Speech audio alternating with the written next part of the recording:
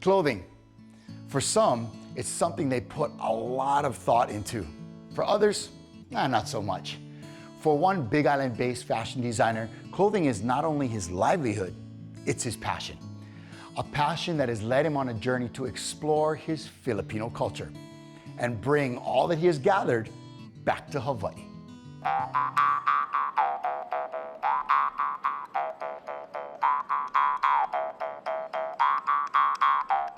My name is Iris. I am the curator and owner of this collection called Habi at Baro.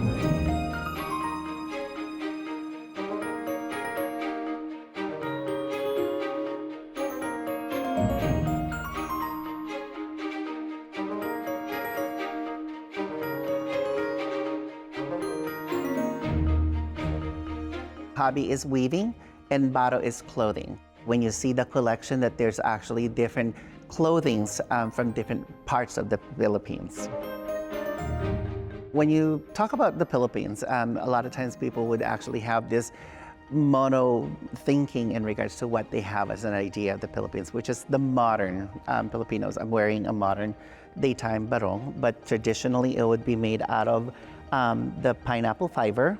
So this is one of a good example. It actually have calado, which is the window lace work, and on top of an embroidery.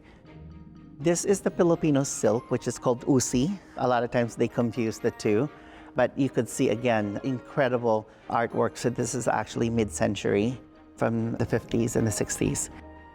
The love of textiles is basically what actually opened this Pandora's box for me. Looking at the fibers, looking at the fabrics, looking at the design, and that led my curiosity to dig more.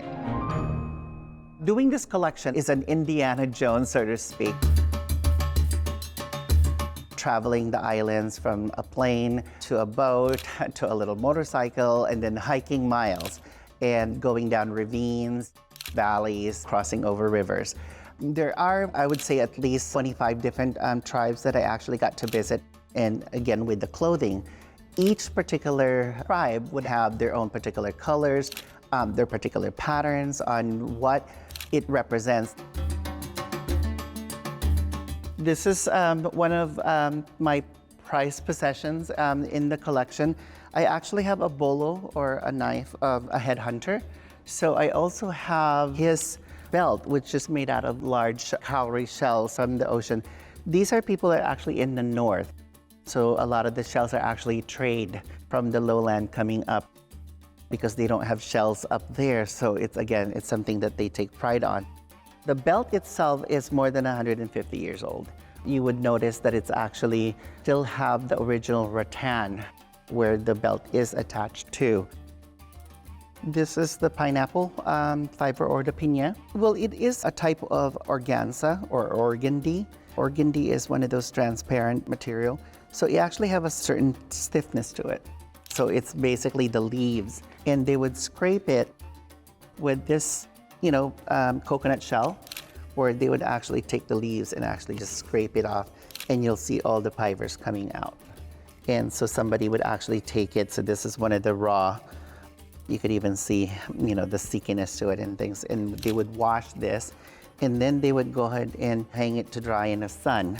And once that's done, then they would take it apart. So then you'll have like these pieces. And somebody would knot this.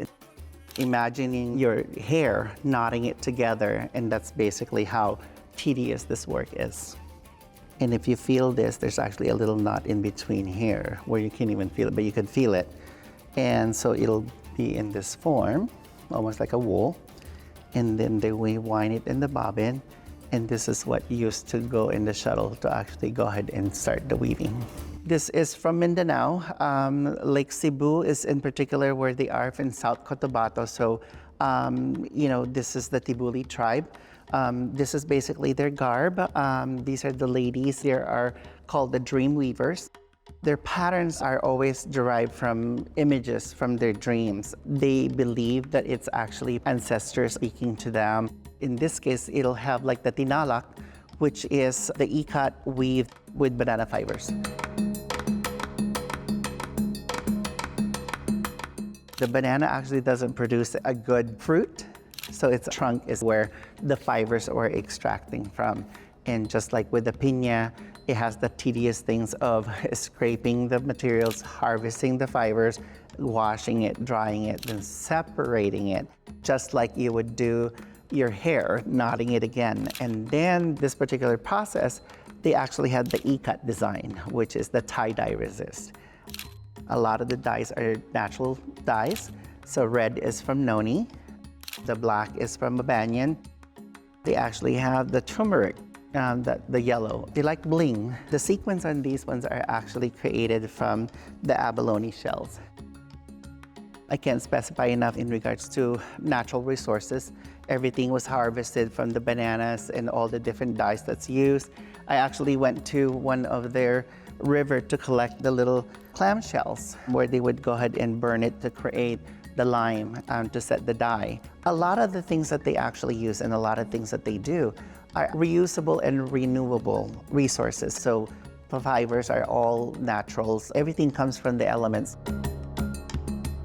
So this is actually made out of banana fibers, which is the abaca.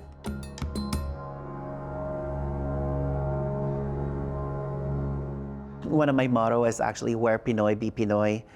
There's a lot of Filipinos that actually born and raised, and it's like, oh, I don't wear that and things and stuff. So, you know, I'm hoping, again, that they will take pride that there's people that actually created things for them to adorn themselves, to actually wear and know what it is, you know, to pay homage to it rather than just go ahead and dismissing it as another cloth.